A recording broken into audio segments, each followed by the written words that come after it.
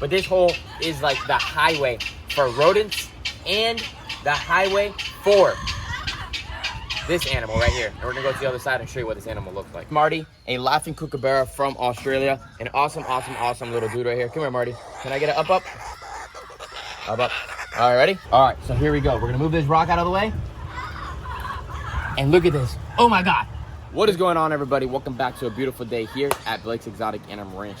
We are getting closer to tear all of this down and make this into a brand new cassowary enclosure. But before we do that, when we're walking around the ranch every single day, we see different things that are happening. And right here, we have two things happening. One, we're gonna go show you. And two, we're gonna go show you. The first thing, there are nests getting made everywhere. Divots everywhere, spots that these turtles are trying to find a spot to lay eggs. And you can see right here, there's a female that is starting to nest right there as well.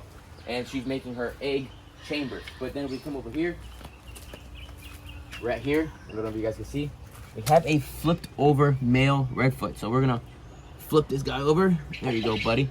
He was on his back a little bit and didn't know what was going on, but he figured it out. Well, we helped him out. That's why in captivity, these animals are saved by us. Now we come over here, and big shout out to Hillary from Wild Cargo. We got a beautiful elongated male that's inside of here. I'm gonna grab him real quick and take him out and show you what this guy looks like. So unfortunately, our main male that we had passed away. Don't know why or what happened. He just went downhill very fast. We had him on antibiotics and did all kinds of stuff, but he didn't do well. But we got this new, awesome, beautiful male breeder right here. He is gorgeous. He's an older male, but as you guys know, turtles and tortoises live for a very, very long time. And he's gonna be in an awesome new fellow inside his enclosure. We have the females inside of here and our male. I like to coexist turtles and tortoises as long as they're happy with each other. So redfoot tortoises from South America. These guys are from Indonesia. They pretty much eat the same exact things. They pretty much do eat the same exact things. So I coexist them together. They don't mix breed or anything like that. So I have my redfoots and elongateds together. Down in yonder over there, we have our black Burmese mountain tortoises with our cherry heads. We have a very large group of cherry heads growing up, and we're gonna put the rest of the cherry heads over there as well. But all of this is gonna get taken apart, all of these wood planks, all this houses and everything, because like we were talking about earlier, this is gonna be the new cassowary enclosure. I can't wait to get that all going for you guys. I know I've been hyping it up a lot, but in the next month or so, we're gonna start doing it, and it's gonna be really, really cool. We gotta cut back this tree a little bit because this is gonna be a cassowary tree eventually. We can add little fruits and veggies for here for more enrichment for them, like naturally. It'll be really cool. The tortoise is doing good and all that stuff. But as you guys went on to today's video and title, there's another mystery animal living inside a hole. And I'm gonna go show you what this animal is. So there's this hole that's right here, and I cover it up, I fill it up all the time. But this hole is like the highway for rodents and the highway for this animal right here. And we're gonna go to the other side and show you what this animal looks like. All right, so here we go. We're gonna move this rock out of the way. And look at this. Oh my God. There's freaking toads all living inside of here. And these flipping toads, look at those things. Big old toads. But situation we're having are these toads are coming in, right? And when these toads come in, they're coming in with ticks. And they're bringing ticks to my tortoises. So, I'm gonna show you right now. Ah, got him. Look, look, look. These toads have giant ticks on them. So we gotta get them out and get them the heck out of here. They're like tick-infested toads, and they're bringing ticks to my animals. Horrible. So we gotta relocate these things or humanely euthanize them because one, they eat everything, like all my turtle food. Two, they're bringing ticks. And three, my mom doesn't like toads. So we're gonna put them inside that container and get them out of here.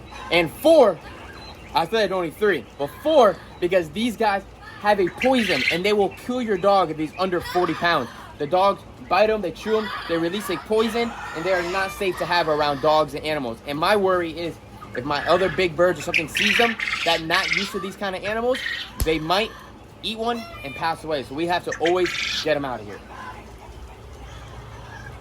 There's one on the left, I think. Ah! Big guy. It's peeing everywhere. That's the poison.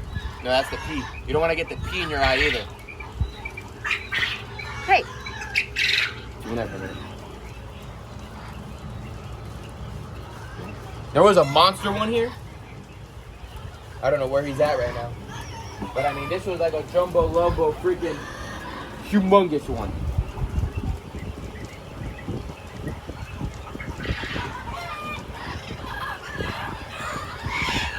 Ah, got him. All right. Cover this back up. All right. Put that rock back in that corner, and hopefully that will stop them a little bit more. They started burrowing and pushing through all over the place. Let's grab those two, put them in the container, and get them out of here. We got these two out. Let's throw them inside the container. So let's go wash our hands, make sure we clean them up because we have some liquid and stuff on our hands and that could be poison if we touch our eyes and all that. We don't want that to happen.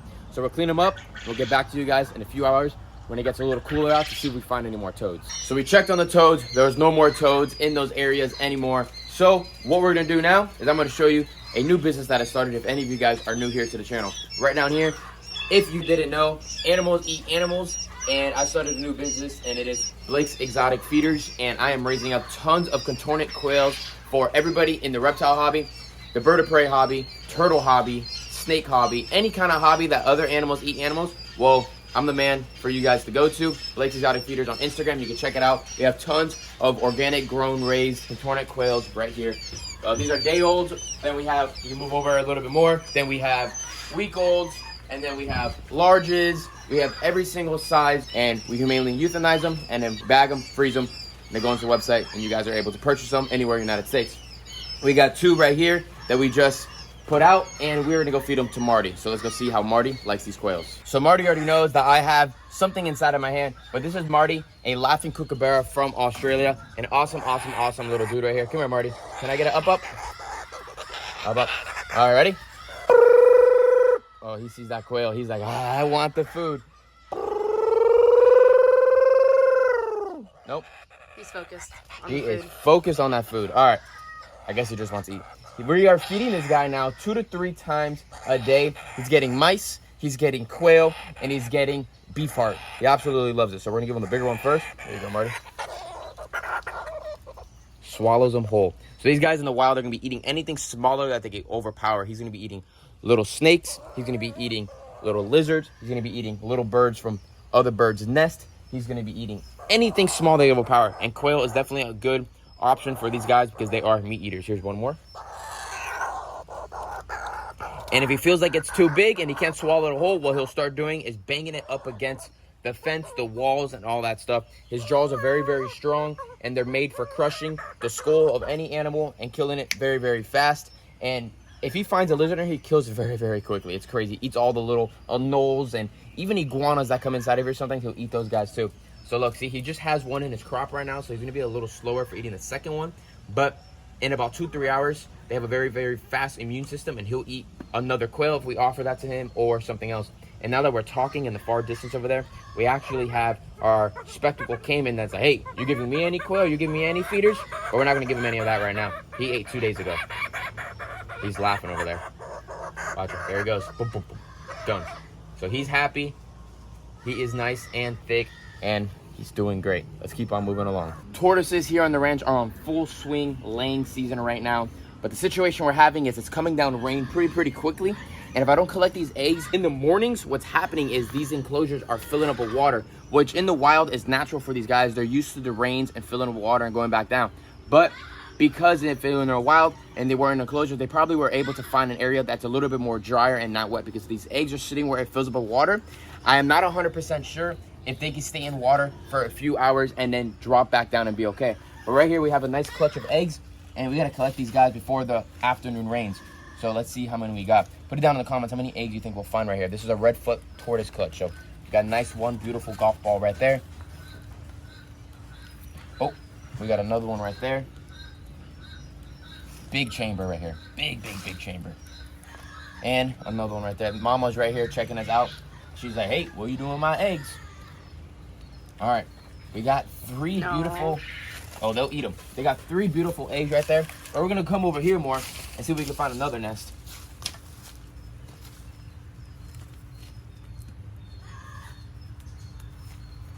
Dig around. The problem is normally I could fill out these eggs very, very quickly. But the situation we're having, like I just mentioned, is the rain is packing these things in really, really well. So it's giving me a little bit more of a fight to find these eggs.